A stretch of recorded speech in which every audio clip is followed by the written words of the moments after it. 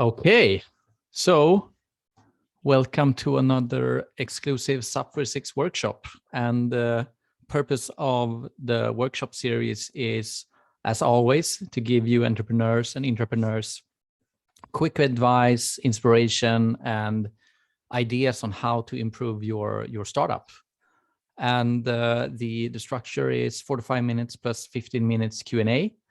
And as always, for everyone's best experience, keep your mics on mute and your webcams turned on, because it will be way more fun for me and Johnny if we can see your guys' faces. We will record the session and we'll store it in our library, and we'll share everything afterwards. And also thanks to Kat for coordinating everything as always. She will handle the lobby and keep track on the chat and make sure that everything runs smoothly, also keeping track on time, of course. And quick reminder to respond to the survey right before the Q&A. So we make sure that we're doing good work in providing you with good insights. So now it's my pleasure to welcome today's expert, Johnny, co-founder, CEO of Mentimeter, also someone I've known for since 2016, I think, when your company moved in to SUP46. And one of few leaders who actually built a fast-growing and profitable company at the same time. And I'm super curious to dive into that in a couple of minutes. Johnny is known for the way he drives values and strong company culture. So I really hope to get to some of those things and clarify some things that is on Johnny's mind, and learnings and mistakes and successful executions. The structure will be so this is Johnny, if you haven't seen it in the picture. Agenda is we go talk about leadership principles. We talk about growing organically. That's not supernatural for that's not very natural for a startup like that. The default thing is to grow with capital. So we'll cover that and talk about how to protect culture when your team is growing fast and are deployed at different places, remote teams. Talk about attracting and keeping key talent, and diversity and inclusion, and then we'll cover some questions at the end. So let's dive into the first topic. Johnny, really good to have you. Thanks for joining us. Thanks for having me. You're tuning in from your Toronto office, is that right? Yeah. Toronto, as I say here. Oh, Toronto. Okay. Toronto. They leave out the T in the end. Yeah. Okay, it's like the French touch need to be included. Yeah. Awesome. Do you want to just run us through your initial thoughts around first, how do you define leadership, but also is there I remember from the first day, I told you this. But I remember when you moved in the first time and you have this clean desk policy, you introduced, everyone was crap everywhere, snacks, Red Bulls everywhere, but you have this super clean desk policy, and you started thinking about your company in a way mature way than I'm used to when I talk to companies and founders that are just a couple of people. Do you want to share a couple of your principles when it comes to leadership for startups? Definitely, but give me back control over the screen, and I'll because you brand this session a workshop, and I will make sure it is a workshop. So I can share my screen. Okay. Let's do it a bit interactive. You wanna let's see. We'll make you co-host.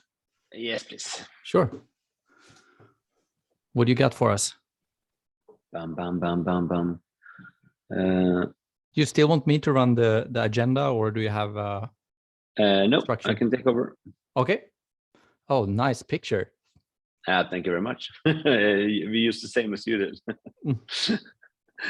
So please, everyone, connect here. It's going to be interactive, so it's going to be more fun. And we're quite few in the call, so actually just unmute and lean in if you feel like it. But connect through menti.com and the code here, or the iPhone today has a good camera nowadays. You can QR code and then send a heart to me when you're connected. Then I know that you're in there. I didn't have to enter the code. I just used the QR. Yeah, that's even better. It's even better. Send a heart. Send a heart. Okay. Boom. Do you get it? Yes. Awesome. So my name is Johnny, as I said, a huge Eurovision fan, an almost engineer, studied electronic engineering at KTH, but found it too hard, so I never graduated. And I just became a father in this November, so I have a 5-month-old baby that's actually with me in Toronto. So my wife and my kid is here with me. Fantastic! Congrats on the kid. Yeah, he's a perfect first-time kid. Actually, he's very kind to his parents. Wow, fantastic! But first question, actually, I'm not going to go through this if you're not interested in it. So please help me choose what we should talk about. So as you presented just now, there are a couple of topics here that I can talk about.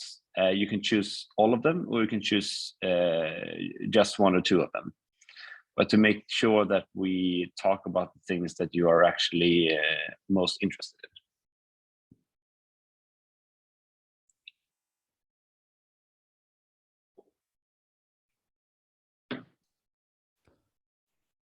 Everyone's way more faster than me. But good. Let's talk about a few principles. Interest of the business model. That's good. Let's cover that. Culture and diversity. That's perfect. And let's not too much focus on keeping and driving culture. It's going to be. It's an effect of everything else. I can say already now. Kind of to fast forward to the conclusion, but. So let's do this. Leadership mostly, and then organic. Perfect. Second question, but let me voice over this a bit, because Sebastian, what you said that we didn't move in SUP46 2016. It was actually 2014. So Menti as a company, the aktiebolag behind it was formed 2012.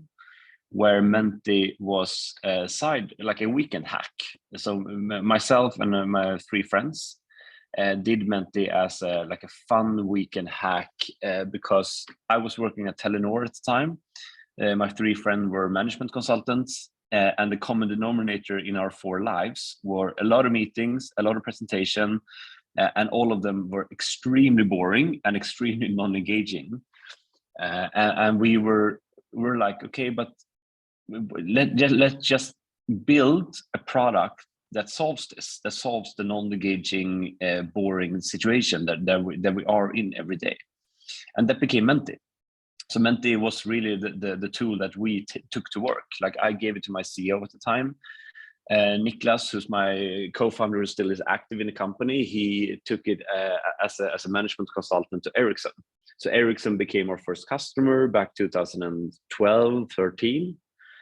And that was really like, okay, but this is actually a company that we can work at. So that was 2014 where we got a small angel investment in around 3.5 million SEK. Is the only primary capital that Mentimeter has taken in. And then we moved into SUP46, and as you said, like, yeah, we had a couple of principles, but we were also, I would also state that we were not that thought through in the way that we built the company. And the result and the effect of that was 2015. It isn't shown in this amazing graph of how successful we are.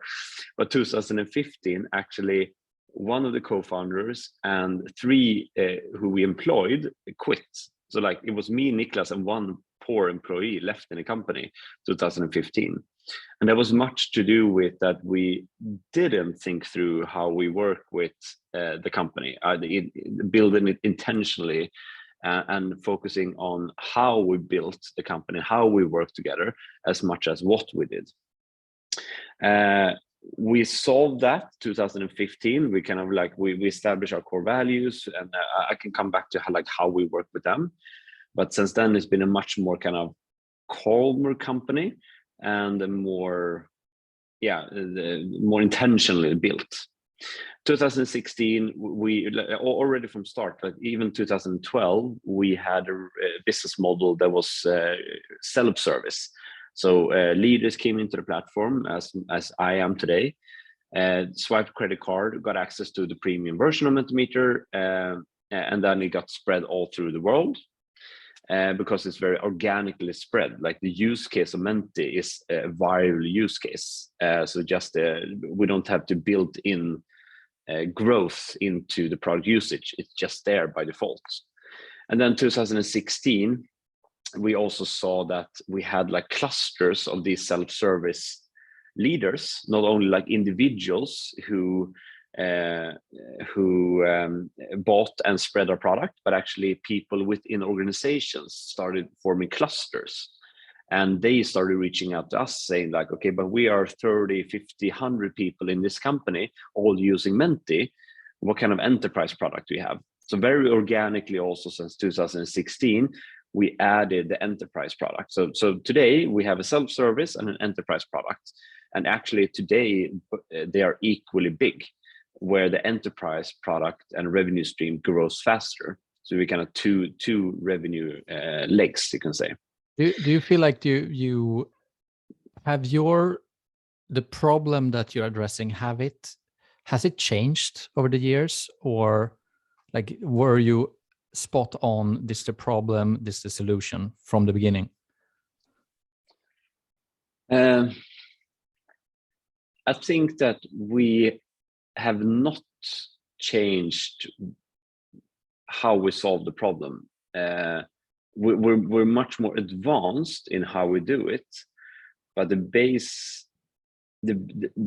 of what we do is so easy, and just by like exactly what you did, pick up your phone, let your voice get heard, and then you saw your voice on my screen, and you leaned in a bit, you listened, and I also understood what you wanted out of this session. So that is like, yeah, nowadays we have like more question types, and it's a more smoother service. We have a marketplace where you can download specific, like unique question types. You can be very, very advanced in the platform, but the base problem that we solve is engagement in an easy way, and that we solved that to 2012 as well.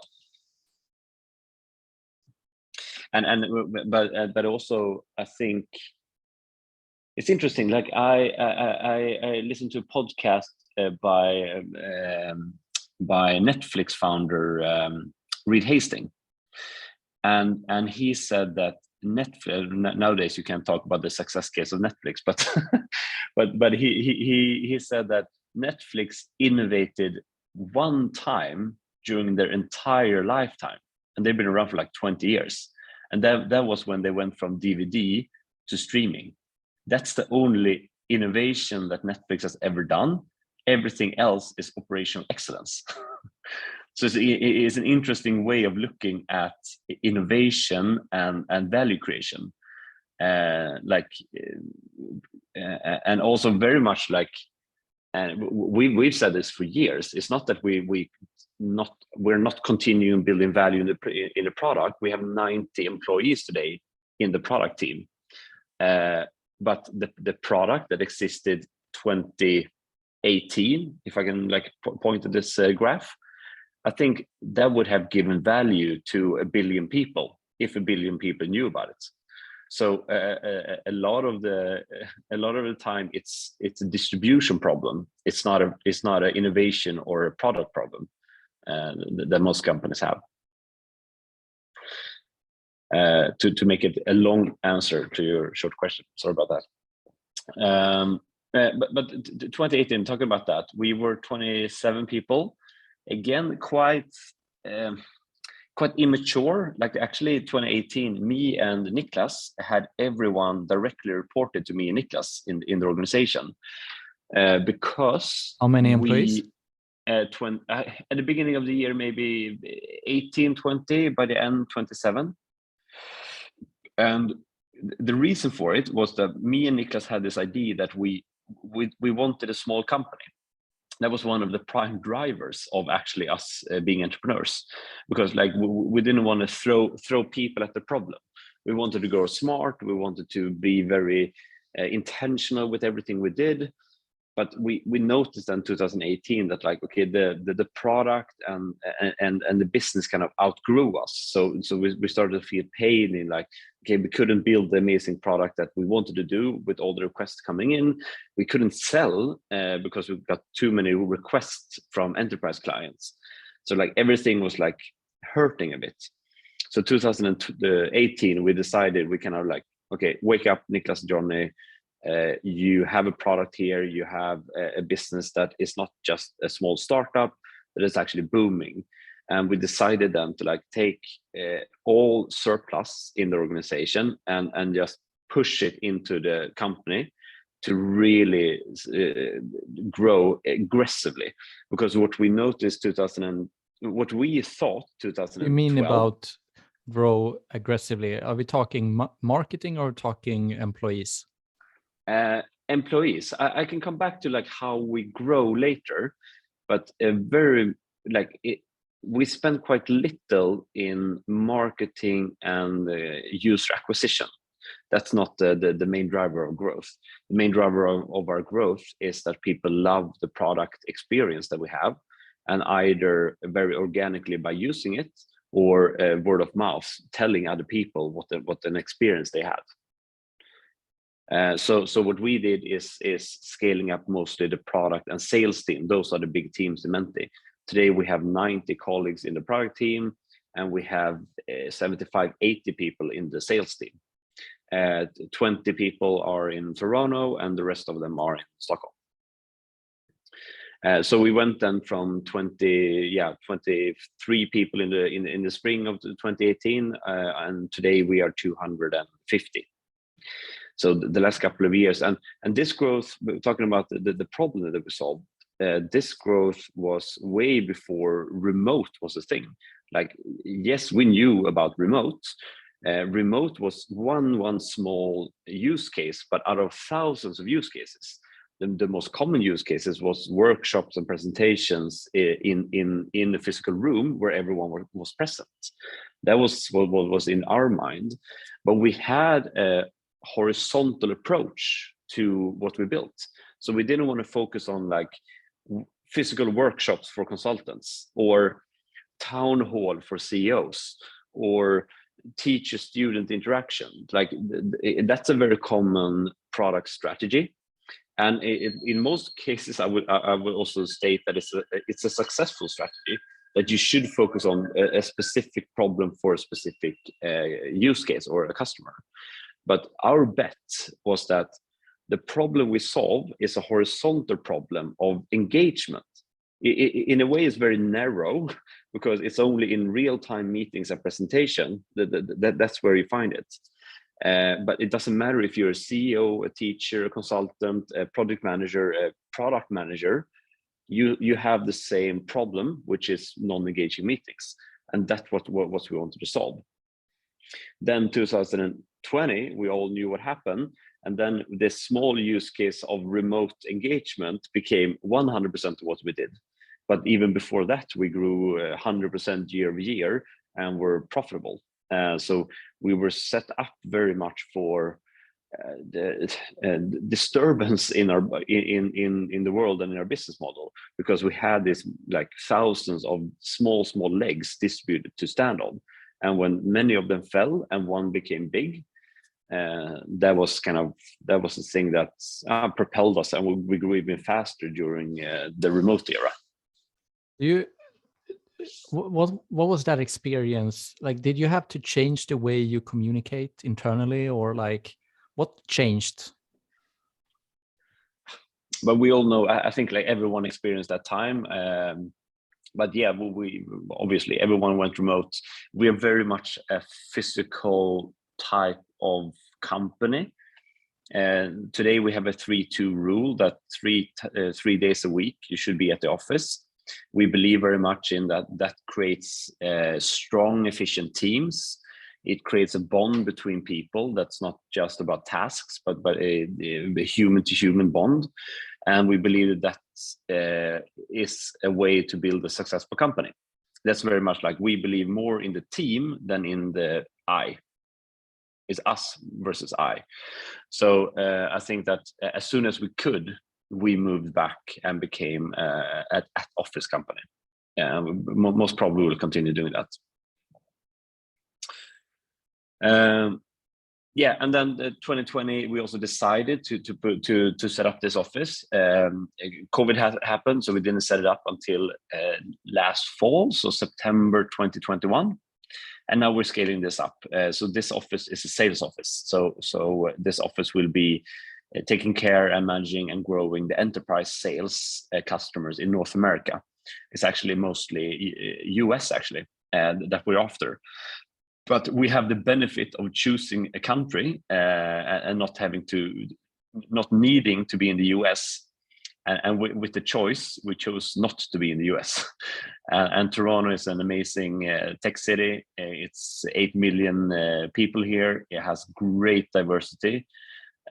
So very much kind of mirroring what the kind of company that we want to build at Menti.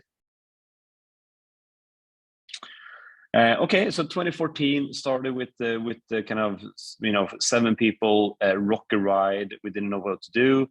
16 we were still 7 people, but we like added on a revenue stream that was an enterprise. 18 we're 27 people, really starting to kind of scale. 2020 new office. 2022, the world is our oyster. I want to know, in your Menti there's a pinned image. I want to know where you are in your journey, to kind of understand here as well, like where are you in your startup journey?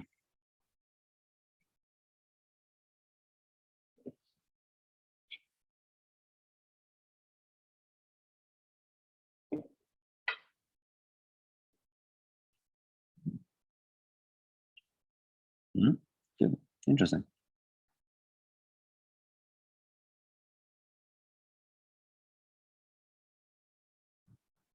A bit of a spread, and why I'm saying this is also, I think of all the frameworks and thought models and the kind of ideas that I have as a leader, it is of the context that I'm sitting today.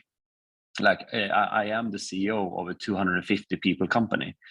I would probably, you need to listen to me and my reflection based on that. Based on that, you are not me, and based on that, my company is not your company. The phase that I'm in is not the phase that you're in. I think that's very much like take everything that I say as kind of one side of something, and not as like, oh, this sounds awesome, let me also implement this super complex group development framework that I'm going to talk about later, because that's something that we implemented when we were 70 people. So that's also take all of this into the context of where I am today, and that's also why I wanted to show this. Interesting, but a bit of a spread. I love that. Just want to tell you that we have 15 minutes left before we have to start the Q&A. Nice, good. So a couple of mental models that I actually use.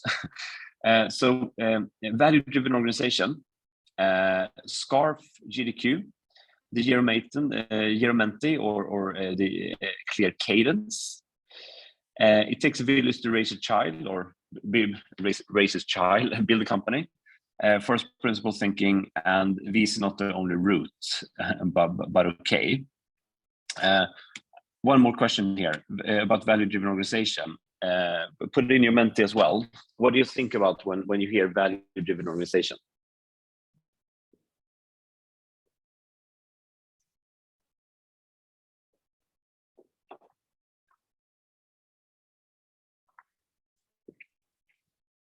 nice. Cash money. Who sent that in?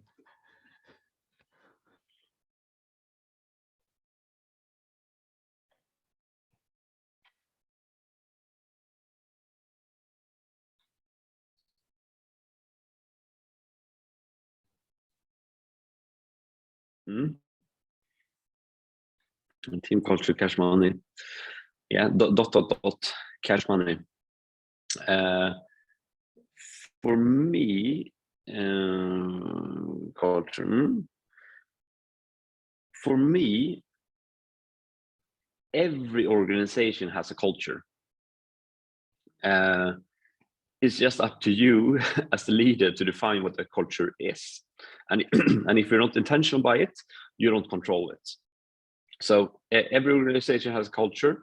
You might be proud of it or not, but every organization has a culture. What I mean, at least, it doesn't have to be the truth, but what I mean with value-driven organization is that how we built the company and run projects and development teams and sell to our colleagues, how is as important as what we do. So what we do is that we sell a product to the companies, or we write code, or we do email sequences, or we do campaigns. And how we do it is more the rules of engagement. It's the how we behave, how and versus what. And what we didn't do when we started Mentimeter and failed 14 to 15, according to us at least, was that we didn't define the how too strong. We said what? We have this mass market approach, we have this product that solves a problem, blah, blah, blah. And then we set 7 smart people in a room and we said run or code or sell. And it became so frictionful, that experience, because we had no rules of engagement. We didn't define how we worked towards each other. And that 2015, when like 4 people left, it was only 3 of us still in the company, and me and Niklas was the only co-founders left. Me and Niklas sat down and like, okay, we know how to build this. We know how to be more purposeful about this. So that's when we kind of created and defined ourselves as a value-driven organization, defined our 5 core values, and decided like, okay, these core values, we recruit by them, we onboard by them, we decide if people stay after probation by them, and we continuously develop people by them. And this is still how we do it today. So I'm going to go through what they are, and that's not the most important. I can just reflect on a few of them. But this is one of the most fundamental principles that we have ever implemented in Menti, and we did it too late. Like if I would wish, this is something that we would have done 2014, because we failed. People left that we didn't want them to leave, and then we solved it. And from the fall of 2015, when we solved this, we have like our CTO started as fall, he's still in the company. Our CMO, who's now the general manager of this Toronto office, she started that winter. So a lot of the senior people today started just when we got this solved and became a much more calm and intentional company. And ... Yes, I also believe it has an effect on cash money, because we wouldn't be where we are today if we aren't a safe company to work at. You feel that you know how you interact with your colleagues. You feel safe in interactions. You feel safe to bring up problems, etc., etc. I'm just going to go through who they are, so maybe it sets a bit more of a context into it. Include everyone, work smart, act with the consultant mindset, be humble, have fun. And to exemplify it here, so include everyone, that might be the most obvious, but this one you can test. You can test it in interviews. You can ask questions that it's very practical in, like, how have you included others with less information than you in projects? Or how have you how are you as a product manager informing stakeholders all through the process? Because at Mentimeter, we want to, as a CEO, I refuse to be the CEO that wants a report of what's everyone doing kind of escalated to me. But because I don't want that, I push down the responsibility, and that responsibility of information sharing when information should be shared is quite big, and it's put on every individual, because we cannot not share important information, and even I need to be involved in a lot of things even today at Menti. So include everyone, and all of these core values are actually values that we don't want. I say like diversity in this core value, but in the core values we don't want diversity. In the core values we want alignment, because no one at Mentimeter will be still at Mentimeter if they don't live up at quite a decent level to all of our core values. Work smart, very much back to what I talked about before. We want to scale the effect of what we do much faster than we grow as an organization. We still have that kind of like, how can we develop something that automates or scales or does something that we don't have to put in X amount of hours? But it also means that we do a lot of things like just good enough, like 80-20 rule, the Pareto rule. Most times 80% of the effect comes from 20% of your work. So just do 20% and see if the effect is there before you go all the way and doing everything perfectly. And this also means that we can have a 40-hour work week. And this is something, I don't know if you noticed that 2014, but we actually left the office at 5, and we always did, even when we were 7 people and super stressed, because that was work day. Like we worked and then we went home. And I think me now, what is it, 10 years after founding, 8 years after starting working, I think that I'm also still at the company, still enjoying my work, and I have my sanity ish okay.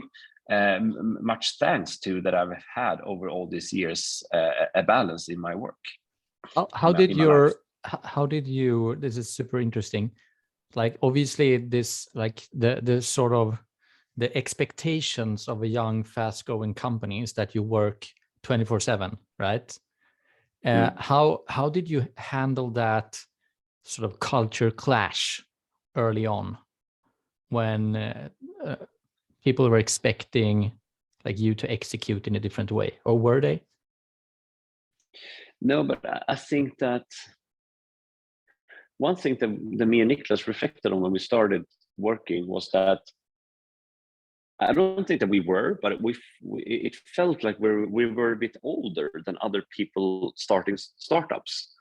But I don't think we were. Like this was 10 years ago, so I was 30, so I wasn't like super old, but it felt like we weren't after the hype of starting a startup. Like we had a product that obviously had customers and users, and that we saw a huge opportunity by.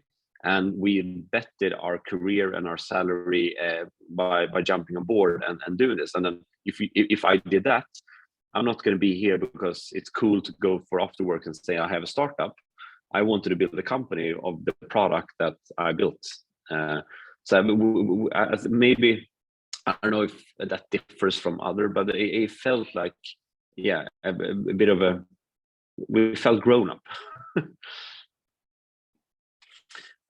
If I have 5 minutes left, I also want to go through the business model because a lot of you wanted to talk about that. But equity consultant mindset, again, this is maybe the one that most people who we fail at the interview stage, and also we end probation with.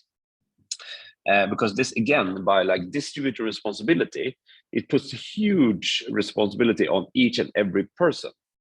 And that person and all 250 people at different degrees need to be excellent. Like imagining that you are your own consultant or your own manager, You are a consultant at a big company, 250 people. What do? Like, you make sure that the right people are in the meeting, you communicate, you're good as stakeholder manager, you say when the project or the task is done. If it's not done in time, you at a good time before let people know. Like, and if we are 250 people that constantly do that, it's quite a safe space, and you know that you don't have to follow up on things. Like, you will get that information to you at the right time. Be humble, but the classic developer thinking is that you say, oh, this crappy code, that's never going to work, and you just, control all delete. But we want people who come into an organization, even back 2015, respect the history, but challenge it, but like, understand first, improve then, and at the top you can then, like, remove and build from scratch. But that's just after you have kind of taken the 2 first steps. And then have fun, but have fun is more, it's not afterwards. Like, it actually means that at work you make sure that you have fun. Like, if you are in a really important management meeting that we had last week in Toronto, you make sure that you bring your Lego, and we did a Lego exercise for 2 hours with the management team. Very, very business related, very, like, almost like one of the most critical sessions of that whole day. But we did it with Lego. So make sure that you infuse work with fun before you laugh. Make sure you enjoy what you're doing, and it doesn't take away the importance of it. It infuses fun. Good. Okay, I'm going to jump a couple of steps here, because I want the last couple of minutes to be about the business model. So, two images. This is actually everything you need to know about Mentimeter's business model in one image. So on the left, you see what I'm talking about, like exactly what you're experiencing now. You log into menti.com, you're a contributor, I'm a leader, and both, it's 2 viral loops working for us. It's this casual contact virality as a call, and then it's a word of mouth virality. Both you and me can go to people like, okay, I had a workshop. Actually, people listened to what I said, and actually I knew what to talk about, because they wanted to talk about principles, and they wanted to talk about business model, and I skipped everything else. Good, because I only had 45 minutes and I had 1 minute left. You register on mentimeter.com for free. You can become a self-service customer. It's about 2% of registered people do. And then we have 100,000 active self-service customers, and they are individuals. They are one leader. But then, as I said, like, something we define as EPAM, enterprise proprietary addressable market. So out of these 14 million leaders, we have 30,000 companies, organization, that has more than 20 leaders in them. And this database, it's only us who know who they are. It's only us who know who grows the fastest, who pay, where they are in the world. And this is where we get our enterprise clients from. So that's the only way that we get enterprise clients, by people who've already adopted and love the product. And then we have a sales organization that takes care of that customer journey. I'm going to show that later on. And then when they have become enterprise clients, the viral loop continues working for us. It's not only that the viral loop works out there in the wild, but it also works internally in the organization.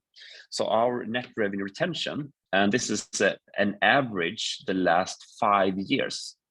So 2020, we had 176% net revenue retention.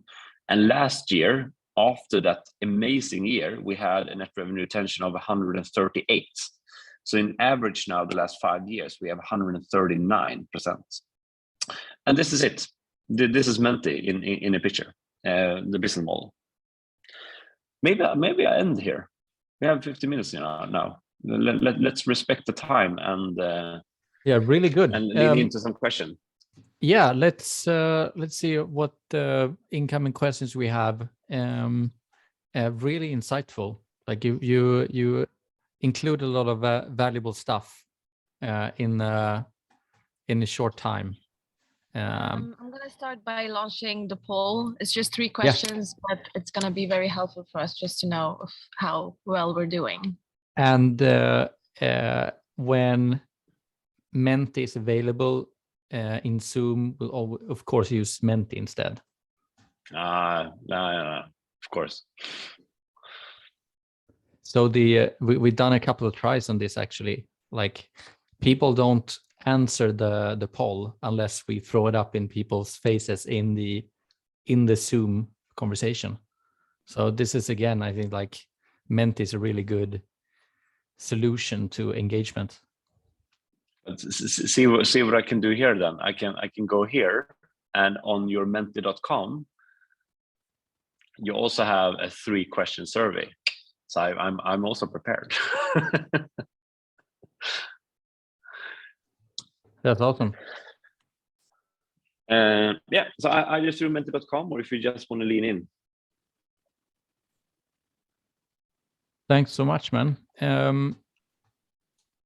I think that's, let's see if someone jumps in with a question, but until someone does, there was a slide where you had like listed a lot of acronyms that you jumped over. Abbreviations, here. Yeah. What like it looks like to me, it was like, this is the models I use. I was like how do you like, yeah, what's the actual way of working with those, and are they implemented in certain time, or like could you just run us exactly through? Exactly. So SCARF, that's a model to understand when people are safe or if they're challenged in their work. So it's an image will tell all the. So it's like you as an individual, you need status, certainty, autonomy, relatedness, and fairness to be safe in whatever you do. And in certain times of an organizational development or change, or these will be high or low. And you as an individual yourself, but also as a leader, is good to understand when these things are challenged. Because, for example, I have a colleague now who's going to switch role. So she's not going to have her old role for 4 months. She's going to be in between roles because we need to find out where she fits in the new and bigger Menti. So status is threatened because she had a defined role. She knew who she was in the organization. Certainty is challenged because, okay, over 4 months, we need to understand where she's heading. And for me as a leader to understand this and reflect on it, that kind of ease the worry of her situation. So this is more about the individual. The GDQ or IMGD, that's more of a group development. So the GDQ is a group development questionnaire. It's actually a way to measure how mature a group is and where they are on the efficiency scale. So effective and efficient teams, they are high performing.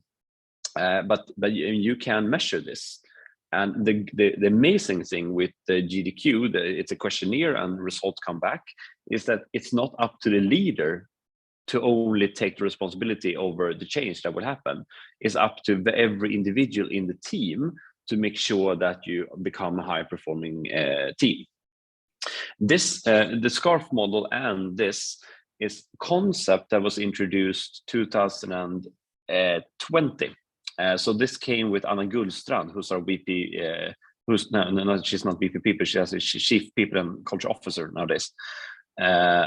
So she came with much more theoretical background of things that we knew that we wanted. If some of them we already had, and she helped kind of conceptualize and formalize more of these things. How did you integrate growth mechanism in the product? Exactly. So our strategy of growth has always been let the product do the work for us. We are a product first company.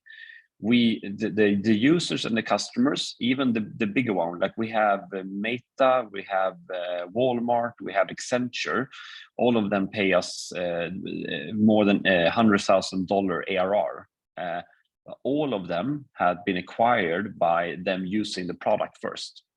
So that has always been our bet, and by that our growth strategy is to build an amazing product that has the viral loop built into it. And on top of that, then we can build a lot of smart kind of, our marketing is not, we don't buy users. When a person come in and register at Mentimeter, we want them to become an advanced leader, an advanced presenter. We want them to use several different question types.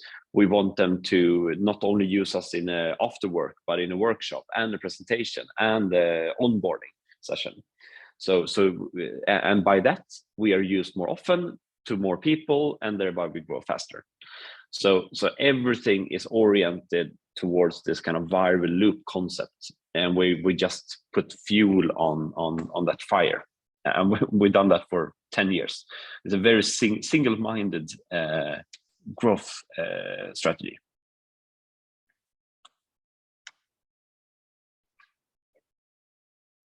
How did your, like, I'm assuming based on the growth strategy of using or selling or upselling existing users, like, did you try outbound as well? We did. We tried and failed. One thing with Mentimeter that still today is it's both a blessing and a curse. But when you talk about Mentimeter, almost everyone is like, okay, and then what? Like it sounds too easy. One, it must be very copyable, like anyone can do it. Two, how does this even bring value? And that is one of the reasons why we have never raised capital, because investors doesn't understand what we do. We can't formulate it, and that's also one of the reasons why we can't pitch high managers or CEOs if they haven't seen the product, experience what happens in a room where people actually are listened to, the change of dynamic, the people leaning in, the change of one of these presentations to something that I was just going to present to something that was actually, I'll take in what everyone wants. And when that happens, then we're not even in competition with anything else. When we haven't negotiated a price on a single enterprise account ever in Mentimeter's lifetime, because we're already adopted when we start talking to those enterprise clients. You're not charging enough, and we're not charging enough. So it's, yeah, it is a blessing and a curse, because obviously we also wanted to have like an outbound motion, but still today the only motion that we have is people adopting. And yeah, the database is 35,000 nowadays. This is no picture. So it's until we are tapped out there, we don't have to do that either. Nice. Do we have any other questions? You can answer through Menti.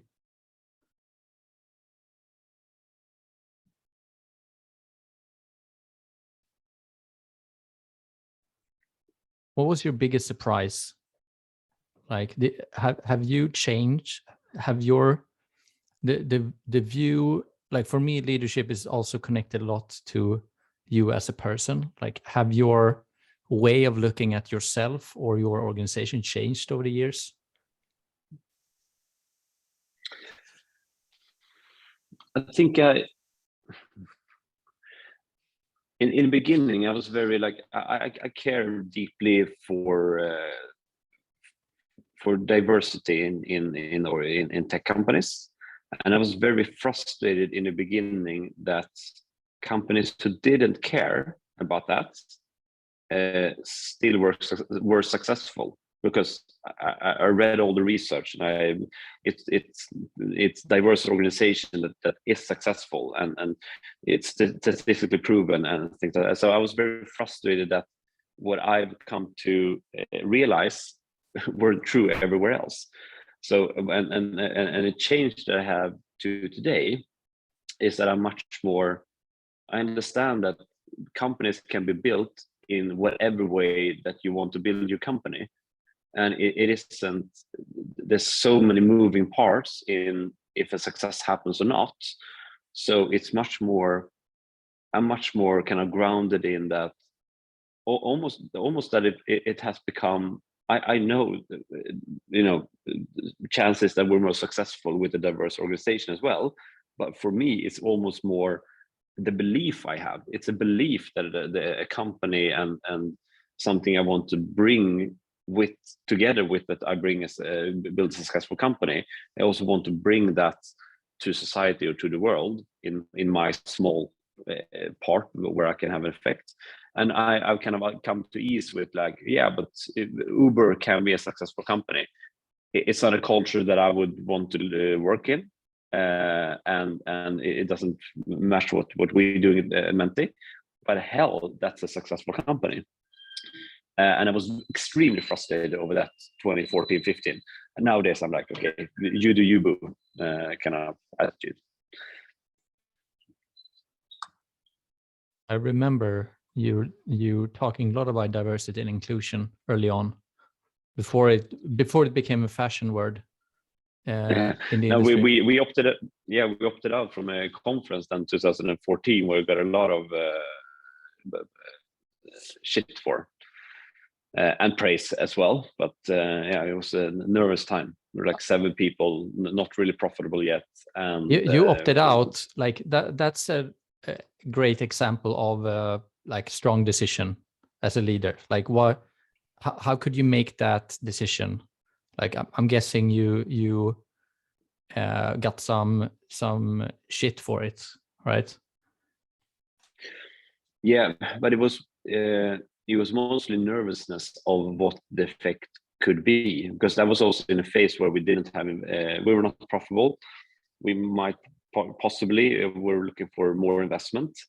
So that was like, okay, how do we brand ourselves when we go out versus at the time he was the god of the what's called Stockholm Tech Meetup. The tech scene. And he was not. Yeah, and he was not doing something that we liked, and we were like, okay, go up towards him. We're like 7 people, not running a company that anyone have ever heard of. Who are we? And he's the stronger one here. But I guess it was conviction is something that we really believed in. That overtook it, and in the end, yeah, some people like rolled their eyes, some people praised us, and it probably didn't have any effect at all. That maybe also just made us more strongly like, okay, stand up for what you believe in. Like if there's another situation coming again, I wouldn't blink an eye of just doing it, because I know that it feels better in hindsight actually standing up for that. So yeah, we have a marketing budget, but it's mostly for experiments, and those experiments need to rely in some capability on the viral loop. So the viral loop and the product usage, that is the basis for it. And then we have a marketing budget that is like on top of the viral loop, making sure that the brand breeds what we want our product to say. We reach out to a lot of users. The 14 million users get email campaigns and things like that, and those campaigns, obviously behind that there's the marketing budget, but not in a sense that 1 million marketing budget. Was this your first entrepreneurial this? I get back to that. It's not a marketing budget that we spend 1 million to get 500,000 kronor of customers in, and then we spend that to get more customers in. That's not the loop that we have. Yeah, let me, Johnny, let me just interrupt you for a second. We're out of time. I'm not gonna. I want you to keep you talking for a little bit, but if there's anyone here who have a hard stop now, feel free to leave the meeting. Okay, sorry. Go on. No worries. This was not my first entrepreneurial deals. I, together with one of the co-founders of Menti, I actually co-founded the Kemtvättguiden, the dry cleaning guide of Sweden. So we were meeting up like once a month and like throwing entrepreneurial deals out. I also built or started a small consultancy company when I studied at KTH. But like everything was really small and just for fun, which Menti also was at start. So everything was like defined as hacks or, oh, this is a concrete problem that I want to solve. In the dry cleaning guide example, it was actually, there was no site who listed and ranked and exposed the prices of dry cleaners in Stockholm. So Henrik developed the product, the homepage, and I walked in every part of inner city Stockholm over 4 weekends and taking photo and getting data from every dry cleaner. And we put that up. It took us, 4 weekends, 5 weekends, and then it was up. And Menti was similar, like, okay, let's just build this. It took like 4 months, the original beta product. Let's just build it and let's test it out. But Menti obviously became a bigger thing and was like, when we saw it getting used, when we got the feedback back, when we saw the kind of the organic growth just happening, we were like, okay, people actually love this thing. It's not only like our fun meeting tool. It's actually, and it's not a Swedish thing. Like we thought from start that Menti would be a Swedish tool because, you know, the shy Swedes who don't speak up in a meeting. But our biggest market is the US. So even the loud Americans care for engagement. Continue performing in the competitive market. Very good question. Like, we used the Zoom poll here. That's a semi-competitor. We have, where's that? You can use thumbs up, thumbs down in Zoom. You can use the chat in Zoom, but you can also use the comment from audience, the one that someone else had here. The big kind of elephant in the room is that, okay, PowerPoint or Keynote, could you just add this? I'm less worried about Microsoft or Google, to be honest. They are slow moving. They don't see engagement in what we do as a core value to what they build into their product. And actually, Google Slides has a Q&A function, and no one knows about this. And they had this for 10 years. That's how unimportant engagement is for these companies. Google Slides is more of a collaboration leader to leader more than it's something that is actually bringing value in a meeting. So what we define, what we do is meaningful engagement. Like we take it down to something that you can actually, it changes the way you lead and present by the way that people, with something that you get in during the meeting. And that meaningfulness, that's what is unique with Mentimeter, that the pull up or down in Zoom won't ever be enough for me as a leader. What am I going to do with that? I can change my way of presenting by a thumbs up. So yeah, and then product first. Like we have 90 colleagues. The biggest department in Mentimeter is the product department, and to stay ahead, we need to be continuously working on staying ahead of competitors, no matter if there's Microsoft coming in or if there are new competitors actually kind of from coming from behind. But it's something we live with every day. And Nicholas is more word than I am, but yeah. Yeah, I'm sorry, Johnny. I don't want to interrupt you, but we need to end this workshop, and appreciate everyone for tuning in. And thank you so much, Johnny, for sharing your insights. It's super valuable and inspiring. Yeah, hand clapping here. I agree. And yeah, and if you want the presentation, now I went to the last slide. So add your email in the Menti, in menti.com. You will actually get my presentation there. So there was a lot of slides that I skipped. So if you want that, you can have it sent to you. Nice, good teaser. Nice one. And if you want to hear more from Johnny, I recommend that you jump on LinkedIn or Facebook, because we're going to have a casual chat about leadership that is also sent streamed live. So with those words, thank you so much, Johnny, and for everyone tuning in. See you guys on Thanks for having me. socials. Our pleasure. Yeah. Ciao. Bye. Thank you. Bye-bye. Thank you.